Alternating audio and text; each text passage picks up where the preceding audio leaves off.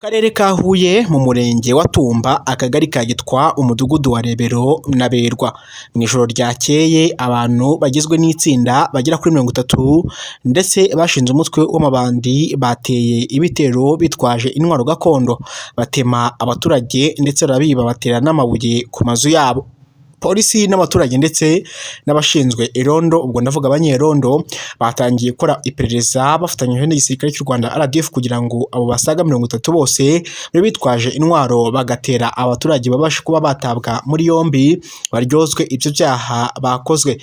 Amakuru abisobanura neza ko mu karere ka Huye mu murenge wa Tumba akagari ka Gitwa umudugudu wa Rebero na Berwa mu ijoro ryakeye batewe n'itsinda ry'amabandi asaga 30 yambaye impuzankano yitwaje intwaro za gakondo. Ayo mabandi yibye atera amabuye anatemagura mu maso, mu mutwe, amaboko n'amaguru abagerageje gutabara babiri abahohotewe ndetse bakanatemwa babiri bajyanywe ku bitaro bya CHUB barimo baritabwaho mu gihe abandi batemaguwe bo bari kuvurwa banasezerewe. Rero bakurikije operation yo guhiga ano mabandi. Amakuru yandi rero ndibuze kukubwiraho ni amakuru abasore bane bo mu mudugudu umwe wo mu murenge wa Nyange akarere ka Ngororero bapakiraga amabuye mu modoka mu birombe kiri mu kagari ka Mina umurenge wa Murindi mu karere ka Karongi baguriwe n'ibuye rinini ryari riri hejuru yabo ku musozi wa gatatu rirabahitana undi ajyanwa kwa muganga. Mu karere ka Huye rero no mu karere ka Ngororero ayo makuru ari kuvugwa nayo, reka twumve n'ayandi akomeje kuvugwa. Ndetse impaka ku cyaha gikwiriye kuregwa umucungagereza wibye amafaranga umuyobozi we yemera ko yibye $1,025,000 ndetse yabwiye urukiko ko ayo mafaranga yose ubu yayashubije asaba kurekurwa. Wahoze ari umucungagereza akanaba n'umucungamutungo Kashiya mu igororero rya Nyanza ahazwi nka Manga afungiye kugereza amafaranga ya leta ndetse yemera ko yayibye kandi yayishyuye. Imbere y'umucamanza umwe n'umwanditsi w'urukiko yambaye impuzankano isanzwe iranga abagororwa mu Rwanda ifite ikaramu mu mufuka w'ishati, yambaye amasogisi magufi y'umukara ndetse n'inkweto z'umukara. Amazina ye yitwa Byiringiro Emmanuel, afite imyaka 25 akaba yubatse.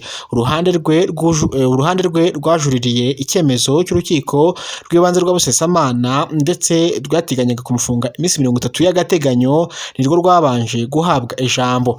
Byiringiro mu rukiko yaranzwe no kugira amagambo make, ahubwo umwunganizi we mu mategeko witwa Metere Mpayimana Jean Paul niwe wumvikanye cyane asobanura impamvu z'ubujurire.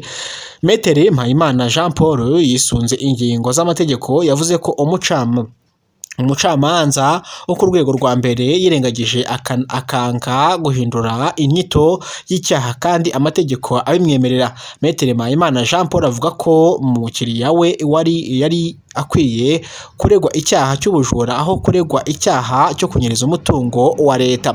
Metere Mpayimana Jean Paul yavuze ko Byiringiro ubu afunzwe yagiye kuwa ari kuri wa mucungamutungo w'igororero rya Nyanza Assistant Inspector AAP Rebera ndetse witwa Rebera Dieudonné amwaka urufunguzo ngo ajye gutora kashe, arayirumuha ageze mu biro yiba amafaranga yaravuye mu gucuruza ivu ry'igororero n'ibyahita bimenyekana. Nyuma baje gukora ubugenzuzi basanga hari amafaranga yabuze agera kuri $1,025,000. Barebye kuri kamera z'igororero basanga amafaranga yatwawe na Byiringiro Emmanuel. Metere Mpayimana ati unyereza umutungo wa leta ntatamazwa na kamera. Icyo gihe uwahoze ari umucungagereza uregwa, none ubuyobozi bwe bwamubwiye kwishyura bumvikana ko agomba kwishyura bikarangira aho nawe arabyemera ndetse anatangira kwishyura kuko yari amaze kwishyura amafaranga agera ku $200,000. Nyuma aza gufatwa arafungwa ataramara kwishyura yose. Ati Metere Mpayimana ati ubu tuvugana amafaranga twemera ko yibye yamaze kuyishyura yose.